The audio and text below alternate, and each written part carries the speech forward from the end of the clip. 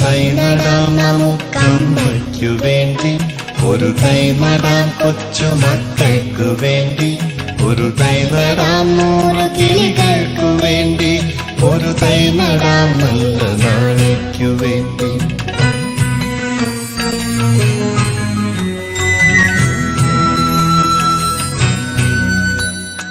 ഇത് പ്രാണവായുവിനായി നടുന്നു, ഇത് മഴയ്ക്കായി